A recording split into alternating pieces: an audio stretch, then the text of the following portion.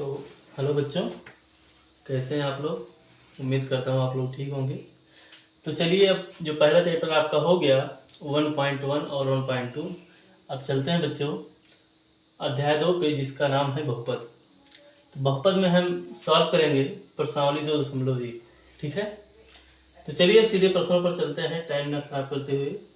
इसमें क्या लिखा है, किसी बहुपद पी हाफ एक्स के लिए y बराबर पी हाफ एक्स का ग्राफ नीचे आकृति 2.10 में दिया है।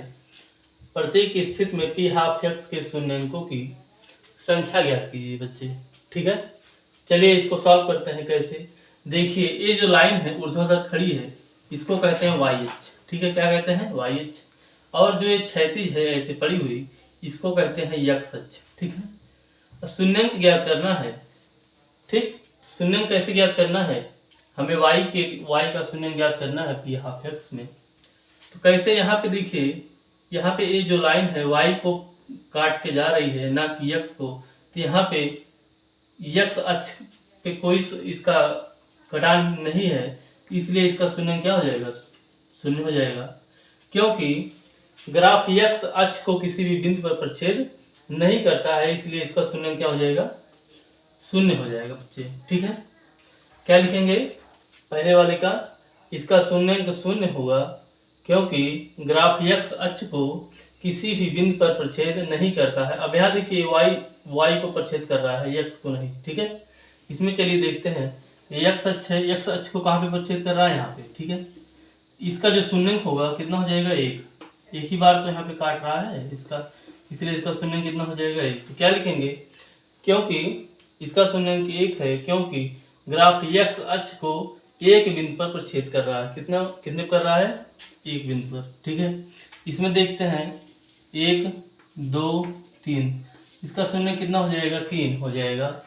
क्यों 3 हो जाएगा, क्योंकि 3 x अक्ष को 3 बार काट रहा है ना, यहाँ यहाँ यहाँ 3 जगह, इसलिए इसका शून्यंक क्या हो जाएगा, 3।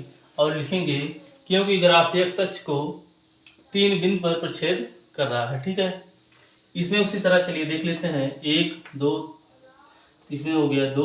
ठीक है, इसका शून्यंक कितना हो गया, 2 हो गया, क्योंकि ग्राफ x अक्ष को 2 बिंदु पर प्रच्छेद कर रहा है। ठीक है, इसमें देख लीजिए 1 2 3 4, इसका कितना हो जाएगा, 4। ठीक है, सेम टू सेम वही लिख देंगे, इसका शून्यंक 4 है क्योंकि ग्राफ x अक्ष को 4 बिंदु पर प्रच्छेद कर रहा है। ठीक, इसको इसमें देखते हैं 1 2 3, यहाँ पे केवल स्पर्श करते हुए जा रही है, ना कि ये डिवाइड करते हुए। स्पर्श कर रहा है, इसका भी क्या हो जाएगा, 1 2 3 हो जाएगा।